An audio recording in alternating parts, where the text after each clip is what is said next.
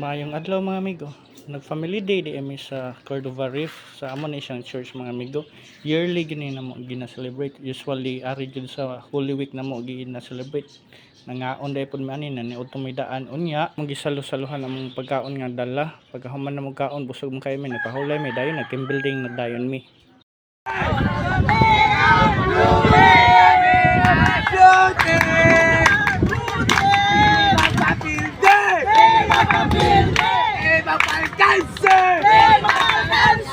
Kami buah bante! Go! Team building! Go! Go! Team building! Go! Kawanin! Taplele! Buah niya! Blote!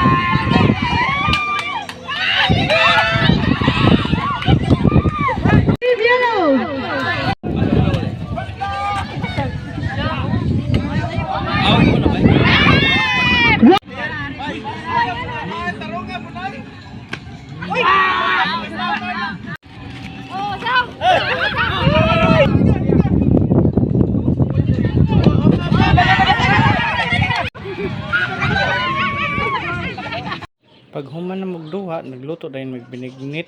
Adlaw dayron sa Huwebes Santo mga amigo. Mao na among tigkudkod matsyo kayo no. Ang edad ani niya sa isinta na ni siya pero grabe yang pa kay hapon kay tan-awon no. Siya po'y nagtuno. Grabe hag biceps ug triceps. Oh, grabe maskulado kayo. In love gud kayong asawa ani. Pero bitaw mga amigo, nagluto day mi og binignit kay nag-family day mi sa mong church dito sa Cordova Reef. Ya mao day mi among ginabuhat so nagluto jud mi ani.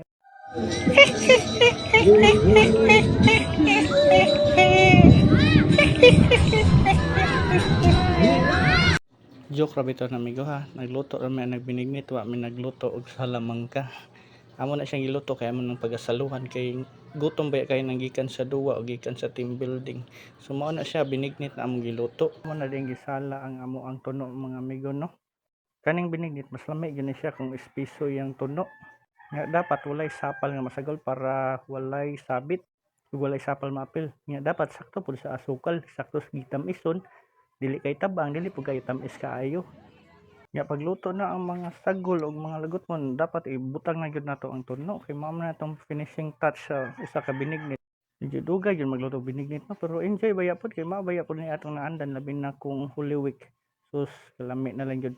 O tanawa nagpila na oray ang kanahan no. Naguna-una pa siya pangayo diha.